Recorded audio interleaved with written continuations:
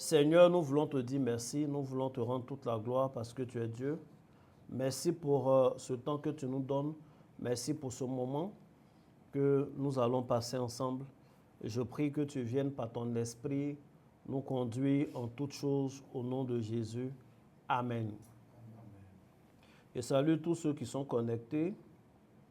Que Dieu vous bénisse. Que sa main soit sur votre vie.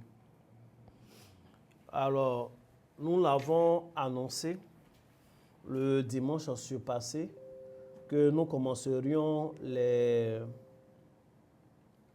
prières, comment on dit ça, les moments d'enseignement des jeudis.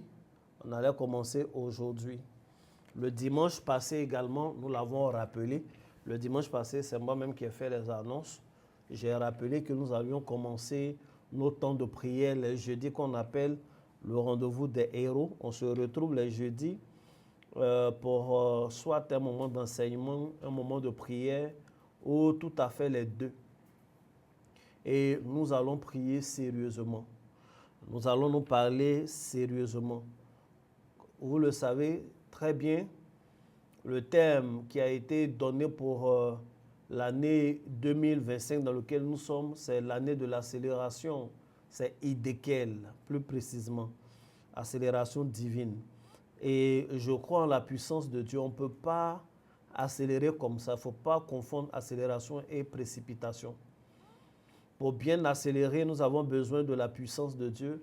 Nous avons besoin de demeurer dans la grâce de Dieu. Nous avons besoin d'avoir un cœur disposé et marcher dans les voies du Seigneur. C'est ce que nous allons faire et on ne peut pas le faire sans la grâce de Dieu et sans la connaissance. Tout à l'heure, j'étais en train de le dire, je suis toujours déterminé à enseigner des secrets spirituels, à enseigner des choses qu'il faut pour l'année 2025, pour toujours d'ailleurs. Donc, soyez attentifs chaque jeudi. Ne manquez pas ces rendez-vous. Très souvent, ça sera moi. D'autres fois, ça sera d'autres personnes. Mais toujours, ça sera Dieu qui sera en train de vous parler à travers celui qu'il aura choisi. Et nous avons commencé comme ça. Chaque jeudi, on va se retrouver jusqu'à ce que nous commencions le moment de jeûne, rendez-vous au sommet de 21 jours. Pour rendez-vous au sommet, ça ne sera plus chaque jeudi qu'on va se retrouver. On va se retrouver chaque soir, nous allons prier pendant les 21 jours. Rappelez-vous, nous avons déjà prié pendant 12 jours dans le mois de janvier. Dans le mois de janvier, chaque jour, nous avons prié pour un mois. Et chaque jour, nous avons prié, nous avons dit à Dieu, Seigneur, aide-moi à faire un parcours sans faute cette année en ce qui concerne les dîmes. Bon, ça fait déjà 3 mois, hein, ou 2. Le 3e mois n'est pas encore fini. J'espère qu'au moins les 2 mois, tu n'as pas échoué, que tu as réussi avec janvier, que tu as réussi avec février. C'est important. Peut-être aussi tu avais oublié. Je te rappelle que tu as fait cette prière. En ce qui concerne Dieu et t'a exaucé, tout le reste dépend de la disposition de ton cœur et du sérieux que tu as accordé à ce moment de prière, à cet engagement. Que Dieu te bénisse. Aujourd'hui, nous allons parler brièvement. Nous allons prier également. Le dimanche, on se retrouve, nous allons parler, nous allons prier. Le jeudi prochain, on va prier beaucoup plus, encore plus sérieusement. Et ainsi de suite, ça sera comme ça jusqu'à la fin du mois. Et à la fin du mois, ça sera tous les jours. Est-ce que quelqu'un est d'accord, est content de l'annonce en question? Je crois que nos frères et sœurs des États-Unis en général sont les plus contents, ou de façon générale du continent américain. Beaucoup ont du mal à suivre les cultes du dimanche matin parce qu'à 9 h, il ne fait pas trop jour là-bas. Hein. Il est 3 h du matin, chez certains, etc. Mais j'aime beaucoup ma maman qui aime suivre. Elle, chaque jour, chaque dimanche, elle est connectée. Le dimanche passé, malheureusement, il y a eu des soucis avec Internet ici dans notre zone. Donc, finalement, c'était coupé sur Telegram. Mais d'ici vendredi, c'est-à-dire d'ici demain soir, les messages seront sur Internet. Les messages des 2 dimanches. Alors, avant que nous ne commencions à parler, il y a 3 images qui ont été envoyées dans le groupe. C'est vraiment le concept des jeudis soirs. On montre des images avant même d'enseigner. La première image, on voit une belle dame là avec un peu de fleurs dans les cheveux, en train de causer avec le serpent, un serpent. On voit un arbre, on voit qu'ils sont dans un champ. La question qui a été posée, c'est qu'est-ce qui évoque cette image? Maman Yolande a dit c'est la représentation d'Ève et du serpent dans le jardin d'Éden. Maman aussi a dit c'est Ève qui parle avec le serpent tranquillement, hein, Ève. Il fallait s'attendre à ça. Amen. Donc, c'est ça. Nadège dit qu'elle pense au jardin d'Éden, à Ève et au serpent. Rosine a dit qu'elle voit l'image d'une femme et un serpent. Donc, de façon générale, c'est la même chose qui a été dite. C'est la même chose. Au moment Kofi a dit, c'est Ève qui est séduite par le serpent. Et Stéphane Ouflé a résumé en disant, c'est l'invitation au péché de Lucifer à Ève. Il dit le nom propre même du serpent en question. À la suite, il y a une autre image où on voit 2 hommes, l'un à terre, l'autre levant un gourdin, ce qui semble vouloir le frapper. Alors, les réponses sont demandées. Et Yolande a répondu que c'est Abel et Caïn. C'est une représentation qui ferait allusion au meurtre de Abel par Caïn. Ainsi de suite. Ocagus, le sacrificateur, dit Caïn tue Abel. Phrase cruelle. Il dit que c'est Caïn et Abel aussi, ça c'est Donald. Ainsi de suite. Une bataille a dû entre 2 personnes, 2 hommes. Ainsi de suite. Enfin, et Pasteur Amien a dit c'est l'assassinat d'Abel par Caïn. Ensuite, il y a une 3e image qui est mise là. Maman Augustine a dit c'est la vente de Joseph par ses frères. Ainsi de suite. L'ange Florence a dit c'est Joseph qui est vendu par ses frères après l'avoir sorti du puits. Pasteur Amien a dit la même chose. Maman Yolande a dit la même chose. Maman Solange a dit la même chose. Maman Charlotte a dit shalom. Donc, voici les 3 images. Bien aimés, pour ceux qui étaient là le dimanche, j'ai donné un message et je vous ai dit que ça allait être une introduction générale des messages, des thèmes que nous allions aborder pendant le mois de mars. Et le thème, l'intitulé de cette grande introduction, c'est les combats de la destinée. Pour rentrer dans sa destinée, il y a des combats à mener. Par moments, c'est des combats même auxquels on ne s'attend pas. Peut-être on aura le temps de rentrer dans beaucoup de détails. Mais il y a des combats qu'on doit mener.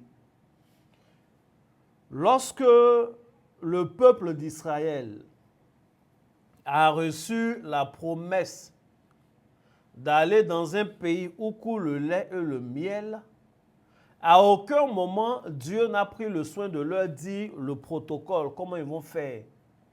Mais quand vous étudiez, vous allez vous rendre compte que Dieu leur a demandé de prendre les armes. Prenez Exode 10, vous allez voir.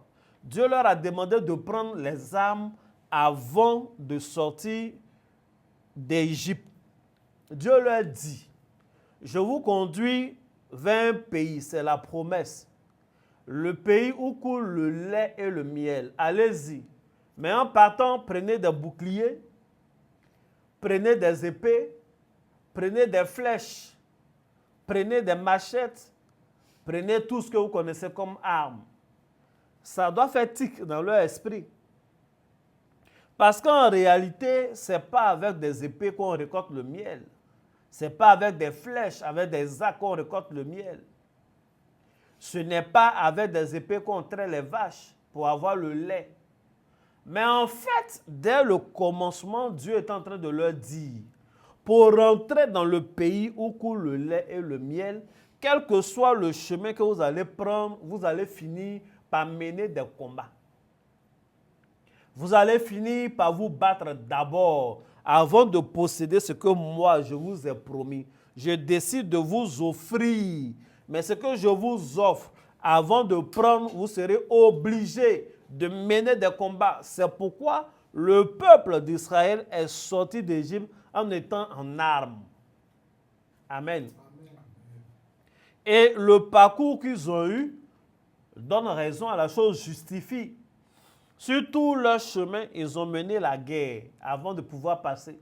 Quand ils arrivent à Canaan, le lieu où coule le lait et le miel, ils doivent constituer des équipes et mener la bataille avant d'avoir le lieu où coule le lait et le miel. Bien aimé, la vie dans laquelle nous sommes, si tu ne mènes pas de combat, tu n'auras pas de victoire. On est obligé de se battre d'une manière ou d'une autre. On est obligé de vaincre dans des affrontements avant de vivre sa destinée. Tous ceux qui ont une destinée, tous ceux qui ont une grande destinée doivent être des hommes et des femmes faits. Ils doivent être des héros. C'est comme ça. Mais lui-même, Moïse, Dieu lui fait la promesse d'aller. Donc, il a eu une onction et il s'en va comme un grand prophète. C'est lui que Dieu a choisi pour être le libérateur de tout son peuple, le peuple d'Israël en Égypte. En partant, au moment où il dort, il veut dormir, un esprit de l'Éternel, l'esprit de l'Éternel même, se jette sur lui, veut le tuer. L'ange de l'Éternel l'attaqua pour le faire mourir. Il fallait mener ce combat-là, mais ça, ce n'était pas un combat de force. C'était un combat de stratégie, de connaissance de choses spirituelles. Et heureusement pour lui, il a été intelligent. Quand il est arrivé, il a marié une fille, il n'a pas marié n'importe quelle fille. Il a marié la fille du sacrificateur de Madian. La femme de Moïse, c'est la fille de Jéthro. Jéthro, c'est un sacrificateur. Il connaît le monde des esprits. Il connaît le langage des esprits. Il a enseigné ses filles. Lorsque la fille était avec Moïse et elle a vu un esprit attaquer son mari, l'esprit veut le faire tuer, veut le tuer. Elle s'est jetée, elle a opéré une circoncision et elle a jeté le prépuce. L'ange a abandonné son mari. C'est vrai ou bien c'est faux? L'ange l'a libéré. C'est pourquoi quand tu veux te marier, il faut réfléchir. Il y a des femmes là. Tu l'as marié, on t'attaque là-dessus, tu vas mourir. Tu vas te débattre comme ça, même sur son corps pour te toucher. Parce que souvent, il y a des tensions là. Quand tu as ça en rêve ou vrai, il suffit que quelqu'un te touche et puis ça te donne une force. Elle ne va pas te toucher. Hein.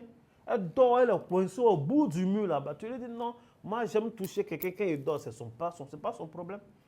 Ah mais tu dormais, je n'ai pas vu de toi. On dit come on. On est sur Telegram, sinon j'allais te dire partager.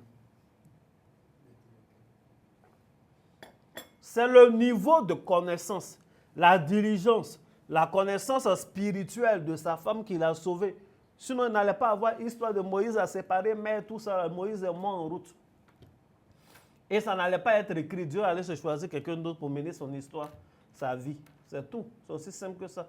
Dieu se choisit toujours des hommes pour atteindre ses buts. Come on. Donc, bref, pour rentrer dans la destinée, il y a des combats à mener. Il y a des combats à mener. Lorsque Jacob, il a pris toute la bénédiction de son père. Son père l'a béni. Avec la bénédiction, il est allé chez Laban.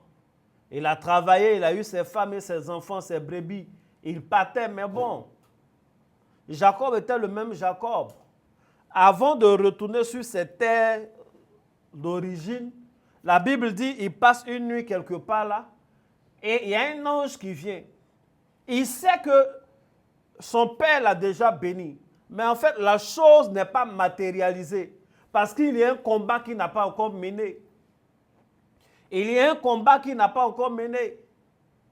Et il va mener le combat avec l'ange. Il veut que l'ange lui dise son nom. Il veut savoir le nom de l'ange. Mais à la fin, l'ange lui donne lui-même à lui un nouveau nom. Et dit, on va t'appeler désormais Israël. Amen. À la fin du combat, le combat qui lui a coûté quand même son intégrité physique.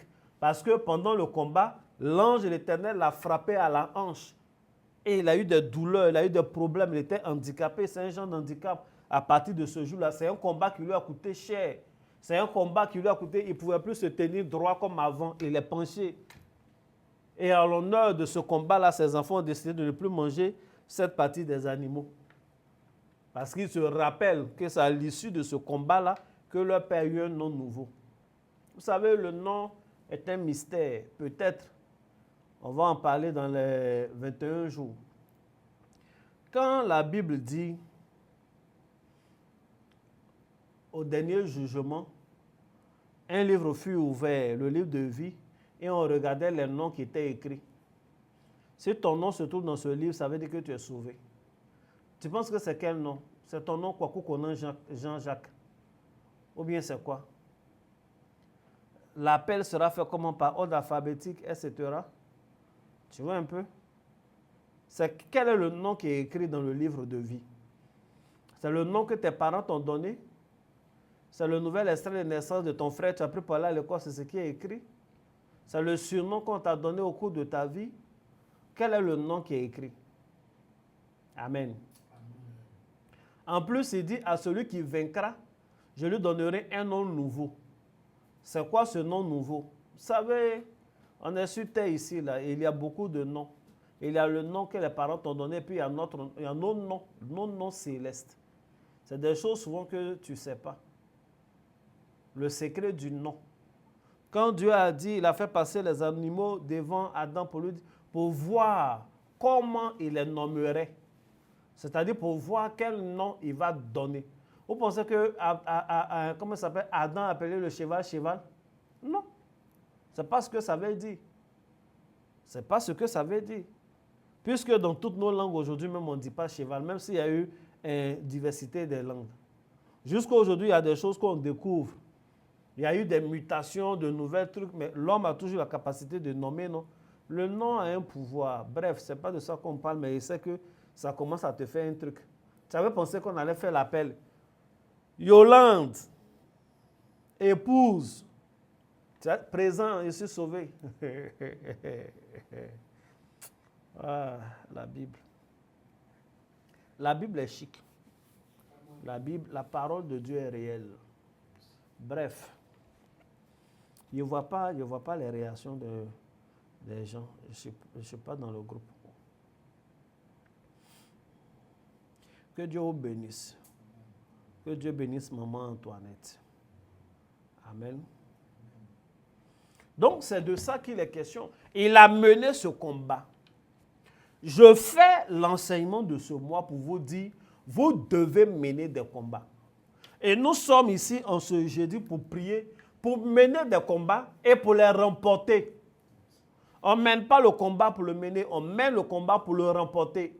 Parce que nous combattons au nom de Jésus. Nous disposons de l'Esprit de Dieu. Nous avons la caution de l'Éternel. On ne peut pas s'engager dans un combat et le perdre. Mais il faut identifier les combats à faire. Amen. Le premier combat, c'est le combat contre le serpent. Le premier combat, c'est le combat contre le serpent. Le serpent, le même serpent du jardin d'Éden qui va devenir le dragon d'Apocalypse, le même dragon qui attendait de voir la femme accoucher l'enfant mâle afin de dévorer l'enfant. Donc, si vous regardez très bien, le serpent ne cherchait pas tout de suite à faire du mal à la femme. Il faut qu'il lise. Je n'avais pas prévu lire ça. Mais quelqu'un voit de quoi je parle? Vous voyez de quoi je parle? Tu vas prendre ta Bible dans le livre de Apocalypse. Apocalypse 12, verset 4. Je vais lire le verset 4. Sa queue, on parle toujours du grand serpent, le dragon. Sa queue entraînait le tiers des étoiles du ciel et les jetait sur la terre. le dragon se tint devant la femme qui allait enfanter afin de dévorer son enfant lorsqu'elle aurait enfanté. Amen. La femme est là, elle doit enfanter. Le serpent est là. Le serpent ne s'en prend pas. Voilà, quelqu'un a copié pour coller. Que Dieu vous bénisse. Ne s'en prend pas à la femme. Le serpent a un objectif. Il est là afin de dévorer l'enfant que la femme va mettre au monde. Donc, c'est l'enfant là qui est le problème du serpent. C'est la descendance qui est le problème du serpent. C'est la même chose dans le jardin d'Éden. La Bible dit que Dieu venait voir Adam et Ève. Donc, c'était un lieu de la présence de Dieu. Si le diable y était et que le diable estime qu'il veut prendre la place de Dieu, il aurait pu se déguiser, faire tout ce qu'il veut et s'attaquer directement à Dieu. Mais le rôle du serpent, c'est de s'attaquer à l'enfant. Le rôle du serpent, c'est de s'attaquer à la descendance. Le serpent est le symbole, dans ce cas-là, de tout ce qui est esprit héréditaire. Les premiers combats, je l'ai dit le dimanche, que nous avons à mener sont des combats dont nous avons hérité. Les choses qui sont contre nos pères, les choses qui sont contre nos mères, ce sont ces choses-là contre elles que nous devons lutter. C'est contre ces choses-là que nous devons lutter. Si vous regardez, les patriarches avaient plus ou moins les mêmes problèmes. Dieu va faire des promesses à ces patriarches-là, mais bizarrement, leurs épouses vont lutter contre la stérilité. Elles ne font pas d'enfants, elles sont obligées de prier, d'implorer Dieu, de faire des vœux avant de faire des enfants. Il faut dire Amen.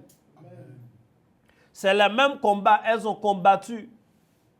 Les mêmes patriarches ont combattu la sécheresse. Les mêmes patriarches ont mené des guerres. La puissance d'Abraham a commencé lorsqu'il a mené la guerre contre Kedorlaomer. Amen. Amen. Ça a commencé comme ça. Tu as des batailles. Tu dois te battre. Tu dois te battre. Et Abraham, dans son cas aussi, c'est pareil. Il a été engagé dans le combat parce qu'en fait, lui n'a pas été attaqué directement. C'est celui qui était considéré comme son fils qui a été attaqué directement. Il a été enlevé. Je vous parle de Lot. Non, c'est comme ça. On doit mener des combats. Il y a des choses qui traversent des générations, de génération en génération, jusqu'à aujourd'hui, au 21e siècle.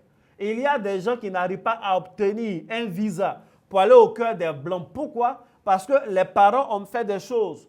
Ils ont fait des libations, ils ont adoré des fétiches pour dire « Je ne veux pas qu'un seul de mes enfants traverse la mer ». Parce qu'à cette époque, traverser la mer était symbole d'être un esclave, vendu comme esclave. Maintenant, aujourd'hui, ce n'est plus esclavage. Tu rêves d'aller. Mais il y a un esprit qui a été commissionné qui dit, toi, tu ne peux pas aller. Il y en a qui ont fait des choses dans leur famille. On dit, je ne veux pas que mon enfant travaille pour les Blancs. Maintenant, depuis là, tu vas aller jouer dans un grand club. Or, le grand club appartient aux Blancs. L'entraîneur est blanc, le président est blanc. Il y a une parole sur ta vie. Tes parents ont fait des choses pour dire, moi, je ne veux pas que mes enfants travaillent pour le blanc. Parce qu'à leur époque, travailler pour le blanc, c'était seulement être esclave. Maintenant, aujourd'hui, le monde est mondialisé. Tout le monde travaille pour tout le monde, mais tu ne peux pas aller. Tu déposes ton CV, ça n'avance pas. Tu fais les tests, ça n'avance pas. Parce qu'il y a une parole, quelque chose de lourd qui pèse contre toi. Les paroles peuvent traverser des siècles. Les paroles peuvent traverser des millénaires. Il y a une femme qui s'est levée qui dit, je vais couper la tête d'Élie. Il faut que je coupe la tête d'Élie. Elle a juré au nom de tous ses dieux. Et elle n'a pas pu couper la tête d'Élie. Élie n'est pas mort même. Élie a été enlevé. Mais plusieurs siècles après, la représentante de cette femme-là a dansé. Sa fille a dansé. Et Hérode a aimé. On demande, mais qu'est-ce que tu veux que je te donne, même si c'est la moitié de mon royaume? Elle dit, non, non, non, je veux que la tête d'Élie soit coupée. Parce qu'en vérité, Jésus nous l'a dit, Jean-Baptiste c'est Élie. Et effectivement, ce combat-là a rattrapé Jean-Baptiste plusieurs siècles. C'est-à-dire, la parole de Jézabel a traversé l'Ancien Testament et est venue s'accomplir dans la vie d'Élie, le nouveau Jean-Baptiste. Ou de Jean-Baptiste, le nouvel Élie. Ce n'est pas des choses avec lesquelles on doit s'amuser. Ce n'est pas les choses avec lesquelles on doit s'amuser. Il y a un esprit qui te combat. Il y a un système qui est contre toi. Et il y a souvent des choses dans ton sang qui te ralentissent. Tu ne te rends pas compte que tous les calculs que tu fais, en fait, ça ne tombe jamais comme tu veux là. Tu as fait les calculs, bon, je vais épargner tant, je mets ici, je vais investir là. Tu as fait des calculs. Bon, même avec les imprévus, dans 3 ans, 4 ans, je serai à tel niveau. 3 ans, 4 ans, tu n'as même pas encore commencé. Il y a toujours des imprévus, vraiment totalement imprévus et même imprévisibles, qui arrivent dans toi, tes affaires. Quand tu regardes où tu es arrivé aujourd'hui, tu es satisfait de ça. Et il y a toujours quelque chose d'autre qui vient te combattre. Tu ne sais jamais d'où ça vient. Les meilleurs moments où tu devrais faire certaines actions, c'est exactement à ce moment-là que toi, tu tombes malade. Et il y a des gens, toute leur vie a été comme ça. Les périodes des examens, tu tombais malade. Tu tombais malade, tu t'es débrouillé. À cause de ça, tu as repris certaines classes d'examen. Les moments d'examen, tu tombais malade. Tu t'es débrouillé un peu, tu as fait 1 fois, 2 fois les mêmes examens, les concours, pareil, un peu. Et puis maintenant, tu travailles. Même quand tu travailles, les périodes où on veut faire des promotions, où on observe un peu le travail, ces périodes-là, toi, tu es malade. Et il y a toujours un événement qui vient t'empêcher d'être récompensé. Tu penses que c'est simple? Ça ne peut pas être comme ça éternellement. Ça ne peut pas être comme ça tout le temps. Et il y a des gens comme ça, le jour où on veut les récompenser, c'est ce jour-là, ils se comportent mal. C'est-à-dire, tu as tout bien fait, tu faisais tout bien. La période où, ah, mais vraiment, celui-là, il fait comme ça, celle-là, elle est bien. Et puis voilà. Il y a des femmes, elles ont été dans des relations, dans des fiançailles. D'après les gens, en griffe, ils s'étudiaient. Le gars, il a étudié la fille jusqu'à... Et puis, à un moment donné, comment on appelle? Au moment où il veut passer vraiment des choses sérieuses, il y a un nouveau visage de la fille qui sort. Un visage auquel, même la fille, même après, quand elle fait un bilan, elle est étonnée qu'elle a ce visage-là. Quand je suis venu ici à Bergerville, que j'ai ouvert le bureau, je suis venu, j'étais là, et puis je me suis dit, je vais prendre une assistante, je vais recruter une assistante avec qui je vais travailler. Je vais prendre quelqu'un, la former, une femme, la former, et puis elle va travailler, ça sera bien. Et puis j'avais une idée derrière la tête de qui je voulais prendre. Il y a une jeune dame dans un salon de coiffure où je me coiffe. La jeune dame, chaque fois que je vais, c'est une jeune fille même, peut-être elle a 25, 28 ans. Elle est là, minutieuse, quand les gens se coiffent, elle écrit. Même quand on nous donne le gros billets, elle ne se plaint pas, elle sort, elle fait la monnaie. En fait, elle est bien, quoi. Donc, je regardais un peu comment elle travaillait, tout. Et puis, je pose des questions au chauffeur, au coiffeur, pour voir à peu près comment on les paye. Mais on ne les paye pas bien quand même. Hein. Elle a un petit salaire de rien du tout. Et je me suis dit, moi, je vais lui donner des primes. Et puis, en plus, elle sera en train de servir le Seigneur. Donc, je pensais à elle. Je dis, je vais lui parler un jour. Et puis le jour où je devais lui parler, je suis allé. Quand je suis arrivé, j'ai hésité. Je lui parle maintenant ou après. Il est bon. Quand je vais finir de me coiffer, je vais lui parler. Là, je me suis assis, le gars est en train de me coiffer. Je ne sais pas ce qui s'est passé. Il y a un cheveu un des jeunes a balayé qui allait vers elle. Elle a dit, mais pourquoi tu as fait ça? Le gars dit, ah, je n'ai pas fait exprès. Seigneur Jésus-Christ, je n'ai jamais vu une colère aussi noire. Elle s'est levée. Elle n'est pas grande. Hein.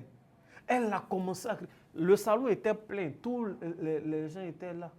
Il y avait un papa. Le papa lui dit, ma fille, il faut te calmer. Tu n'es pas mon père. Tu n'es pas mon père.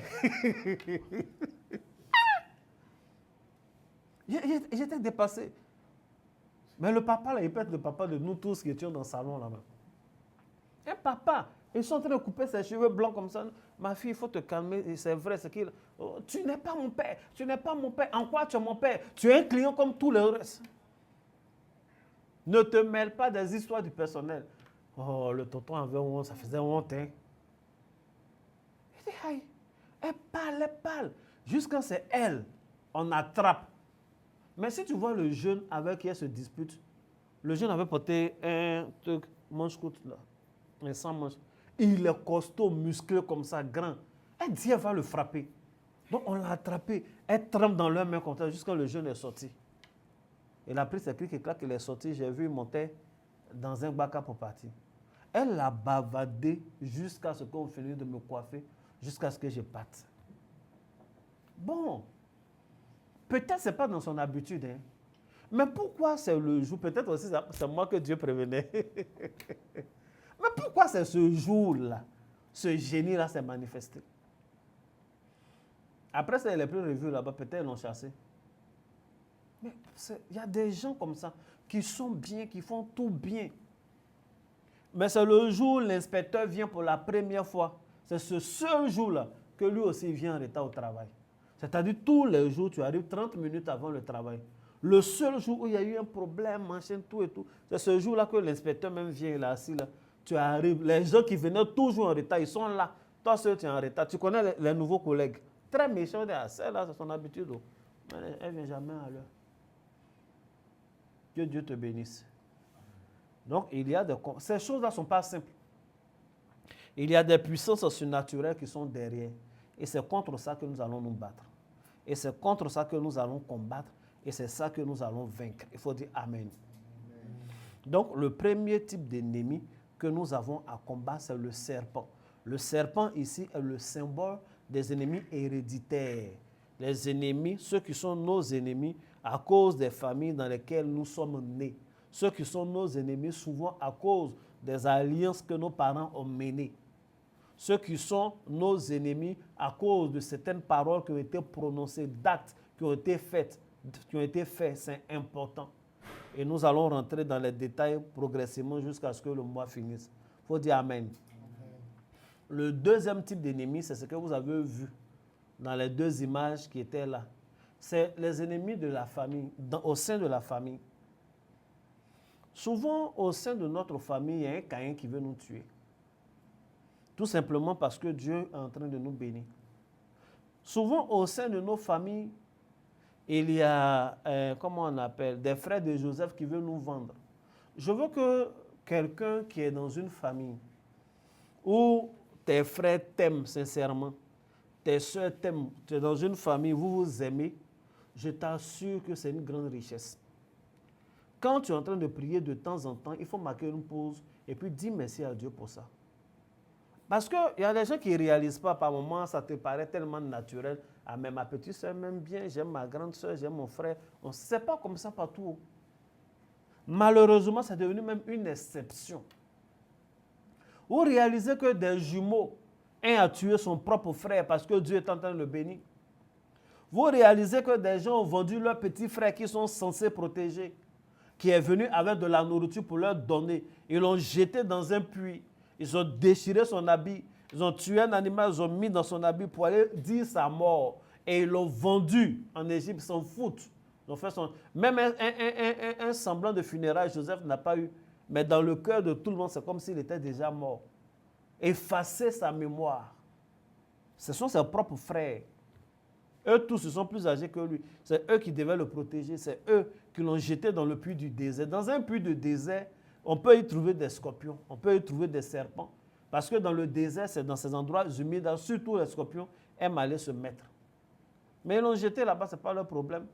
Si le serpent veut qu'il le morde, si comment on appelle, il y a des frères qui sont prêts à mettre leurs propres frères en prison.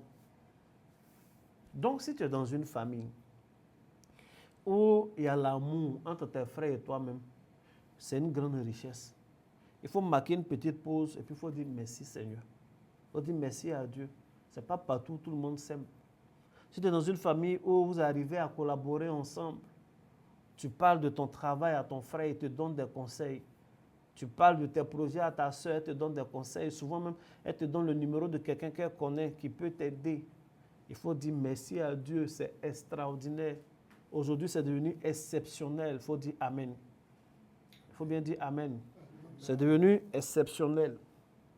Parce que le diable aime ça. Le diable aime diviser les familles. Il aime retourner le cœur des uns contre les autres. Il aime attiser la jalousie des uns contre les autres. Quand c'est comme ça, le diable gagne toujours. Il gagne toujours parce qu'il a pris le cœur de l'un et il fait du mal aux autres. Donc, même si sa jalousie n'aboutit pas, mais le jaloux lui-même est détruit. Mais sa jalousie peut détruire, peut continuer. Parce que la jalousie accouche toujours de la sorcellerie. La jalousie, c'est l'usine de la sorcellerie. C'est comme ça ça commence.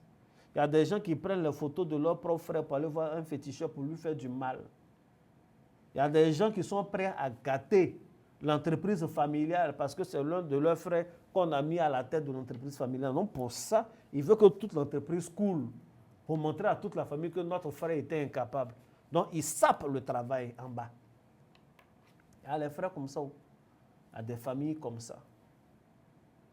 Que Dieu te préserve. Que Dieu fasse de sorte que tes enfants que tu as mis au monde là ne se tuent pas, ne s'entretuent pas. Que Dieu fasse de telle sorte que tes frères et toi vous vous entendiez. Et que le cœur de personne ne soit entre les mains du diable. Que l'esprit de personne ne soit entre les... Il y a des gens aujourd'hui, ils ne peuvent pas décrocher l'appel de leur frère. Parce que derrière chaque appel de son propre frère, il y a toujours un piège. On ne sait pas, mais c'est comme ça, lui, il est. Il ne va jamais t'appeler. Quand il t'appelle, alors, ouais, mon frère, ça va? Il va te parler. Les 5 premières minutes, tout ce qu'il te dit, ce n'est pas pour ça qu'il t'a appelé. Donc, il t'appelle, alors, mon frère, comment ça va? Ah, mais ça fait 2 jours, on est ensemble, tout ça là. Ah, moi, je suis là où? Mais c'est comment? Ah, la dernière fois, tu as regardé le match, tout ça là, c'est faux. Hein? Ce n'est pas ce qu'il veut savoir. Ah, mais c'est comment? Tu es où? Tu es où maintenant? Tu travailles où? C'est ça qu'il voulait savoir. Et il ne veut pas savoir juste parce qu'il prend soin. Non, parce qu'il a quelque chose derrière la tête. Parce qu'il a quelque chose derrière la tête. Que Dieu te préserve de tout ça. Et que sa main soit sur ta vie. Et que sa grâce soit sur ta vie. C'est bon? Est-ce que le moment t'a fait du bien? On va prier le Seigneur. Nos moments sont des moments de prière. Amen. Enseignement et prière. Aujourd'hui est le premier jour, c'est des combats. Le premier combat, c'est le combat contre le serpent. Le deuxième combat, malheureusement, c'est le combat au sein de la famille. Et quand je dis la famille, c'est la famille. Quand je dis la famille, c'est la famille professionnelle. Quand je dis la famille, c'est tout ça. Et la solution pour la famille, il faut que la paix y règne. Tu vas prier le Seigneur maintenant. Tu vas prier Dieu. Je vais voir s'il y a une question dans le groupe. Sinon, après ça, je vais donner les sujets de prière. Est-ce que quelqu'un a une question par rapport à tout ce qui a été dit? Ou alors, on laisse à la fin du mois pour les questions. Une séance générale.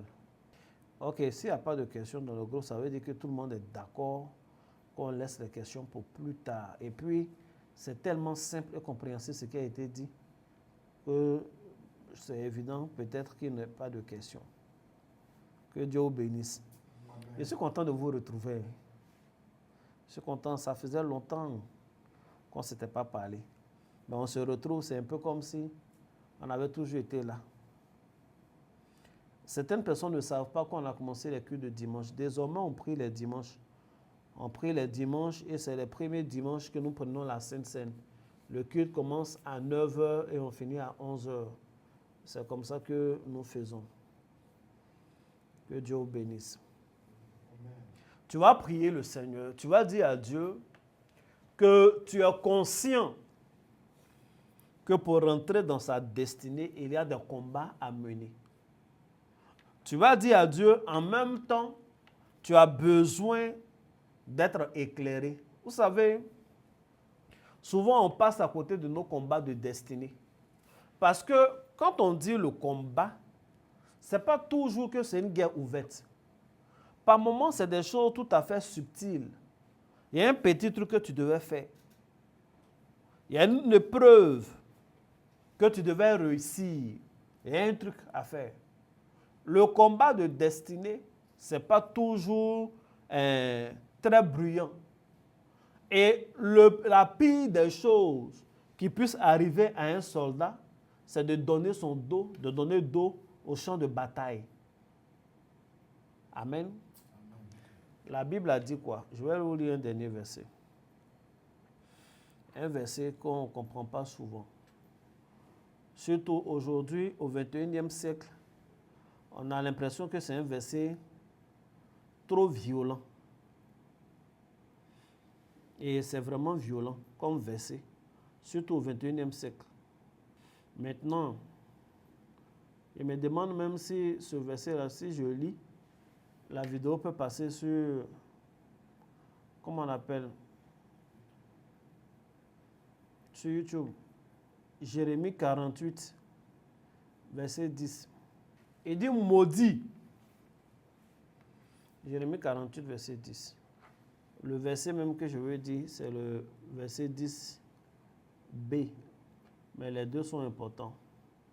Il dit maudit soit celui qui fait avec négligence l'œuvre de l'Éternel. Maudit soit celui qui éloigne son épée du carnage. Il faut dire Amen. Amen. Que Dieu vous bénisse abondamment. Amen. Quand la Bible parle comme ça, Dieu n'est pas en train de maudire les gens. Dieu est en train de prévenir que celui qui fait son œuvre avec négligence, le malheur va lui arriver. Le contraire de maudit, c'est béni. Donc, celui qui fait l'œuvre de Dieu bien, Dieu le bénit, ça paye toujours. Ce n'est pas aujourd'hui, ce n'est pas demain, mais ça peut être aujourd'hui ou demain. Celui qui fait bien l'œuvre de Dieu, il est béni. Celui qui fait mal l'œuvre de Dieu, il n'est pas béni. La Bible dit maudit soit celui qui fait l'œuvre de Dieu avec négligence, tu vois. Il dit également maudit soit celui qui éloigne son épée du carnage. Ça veut dire qu'il éloigne son épée de la guerre, qui refuse le sang à son épée. Celui qui refuse le sang à son épée, le malheur va lui arriver. C'est pourquoi j'ai dit, c'est une citation très connue, j'ai oublié le nom de l'auteur qui dit « Le plus grand malheur qui puisse arriver à un soldat, c'est de donner dos au champ de bataille. » Ça veut dire qu'il ne veut pas participer. Il est trop bien. Amen. Ils vont te tuer quand tu vas donner dos là. Il y a des batailles qu'on est obligé de mener. Et malheureusement, si tu n'as pas identifié que voici l'un des combats de ma destinée, mais tu as perdu, tu as perdu, tu as perdu. Que Dieu te bénisse. Amen. On va prier. Tu vas dire à Dieu de te donner le discernement afin d'identifier les batailles à faire. Dans le même élan, tu vas dire à Dieu, tu es conscient que chacun doit gagner sa bataille, que tu ne peux rien en dehors de lui, que son esprit te donne non seulement le discernement, la volonté et la force nécessaires de vaincre et de remporter dans tous les combats de ta destinée. Prie ainsi le Seigneur au nom de Jésus. Je veux que tu pries avec vie, là où tu es, prie vraiment le Seigneur. Élève la voix, prie Jésus.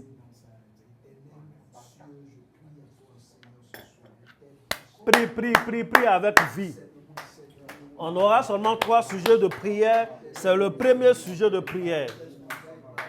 Seigneur Dieu de gloire, nous te prions ce jour. Nous sommes conscients qu'il y a des combats à mener. Nous sommes conscients qu'il y a des combats à remporter sur le chemin de notre destinée. Éternel, je te prie en ce jour, afin de nous donner la force, afin de nous donner le discernement, afin de nous donner tout ce qu'il faut, afin que nous réussissions dans ces combats-là, afin que nous arrivions d'abord à les identifier et savoir comment les vaincre. Au nom de Jésus. Éternel Dieu, que nos vies ne stagnent pas, que nos vies ne soient pas freinées à cause de combats non identifiés, à cause de combats non menés. Éternel, nous ne voulons pas donner dos au carnage. Nous ne voulons pas retirer notre épée du carnage. Mais nous voulons, oh Dieu, être équipés. Nous voulons, oh Dieu, être orientés. Nous voulons, oh Dieu, voir ce qu'il y a à voir. Au nom de Jésus-Christ de Nazareth.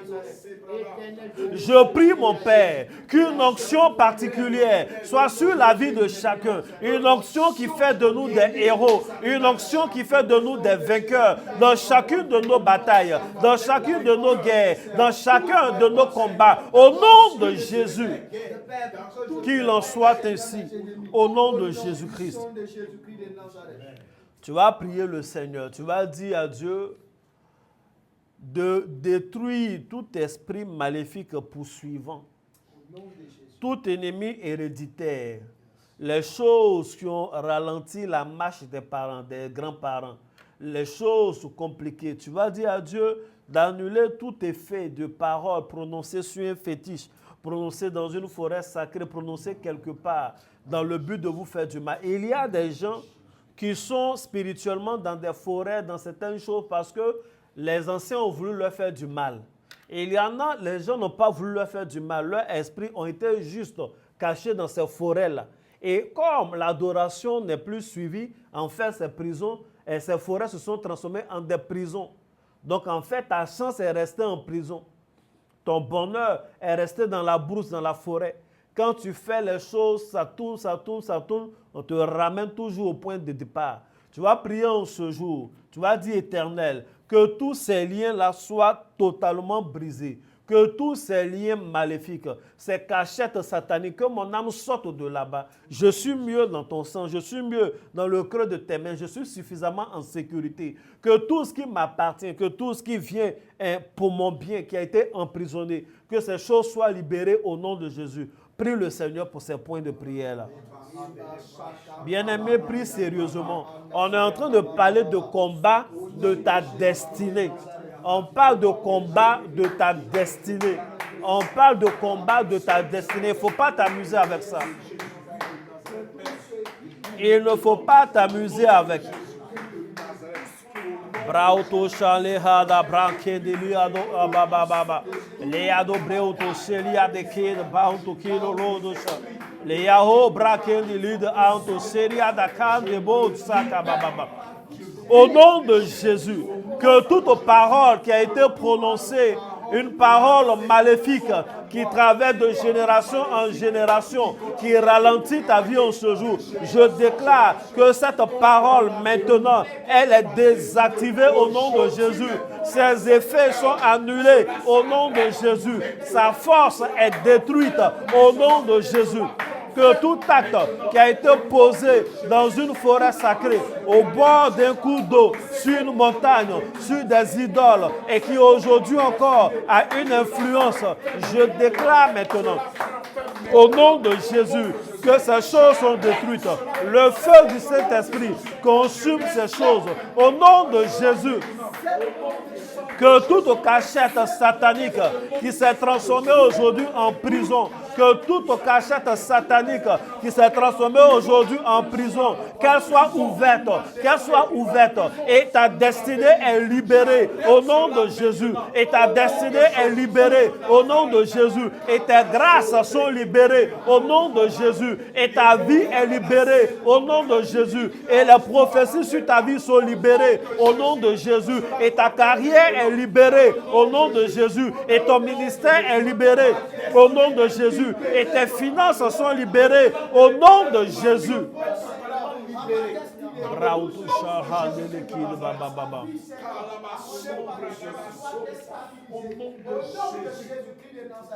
C'est fait au nom de Jésus. Tu vas prier le Seigneur. Tu vas dire à Dieu que toute activité de la sorcellerie domestique, la sorcellerie domestique est cette sorcellerie qui est incarnée par Caïn, qui voit son frère être béni et qui décide de le tuer. La sorcellerie domestique est cette sorcellerie qui est incarnée par les frères de Joseph, qui voient les rêves de Joseph et qui veulent le tuer afin que les rêves-là ne se réalisent point. La sorcellerie domestique est cette sorcellerie qui malheureusement est menée par quelqu'un qui est proche de nous, un frère, une soeur, un parent, un collègue. Tu vas dire à Dieu que tout ce qui est mauvaise langue, mauvaise œil, que tout ce qui est manifestation même typique de sorcellerie domestique ne soit jamais capable de t'empêcher d'entrer dans ta destinée au nom de Jésus. Que tous les complots organisés contre toi n'aient aucun effet sur toi. Prie le Seigneur et consume l'œuvre de la sorcellerie domestique au nom de Jésus. Prie. Prie sérieusement le Seigneur. Prie sérieusement le Seigneur. La de brocha. Au nom de Jésus. Je refuse de mourir comme Abel est mort. Au nom de Jésus, je refuse de mourir comme Abel est mort. Au nom de Jésus, je refuse de mourir de la mort voulue par la sorcellerie domestique. Je refuse d'avoir le sort que ceux qui complotent contre moi veulent. Je refuse que mes affaires, je refuse que ma destinée soit conditionnée par la haine et la jalousie de ceux qui me détestent. Au nom de Jésus, au nom de Jésus. Éternel Dieu de gloire, que tout mal que ceux-là ont pour projet contre moi, que ce mal se transforme en bien au nom de Jésus, que tout est fait de la mauvaise langue, que tout est fait du mauvais œil contre moi, contre ce que je fais, contre mes rêves, que cela soit anéanti au nom de Jésus, que cela soit anéanti au nom de Jésus, que cela soit anéanti au nom puissant de Jésus, que toute œuvre fruit de la jalousie, que toute œuvre fruit de l'envie de mes collègues, fruit des envies de mes frères et sœurs, fruit des envies d'une personne quelconque, dans le but de me ralentir, que ces choses soient détruites au nom de Jésus, que le mal souhaité se transforme en bien pour moi, au nom de Jésus, que le mal voulu se transforme en bien pour moi, au nom de Jésus.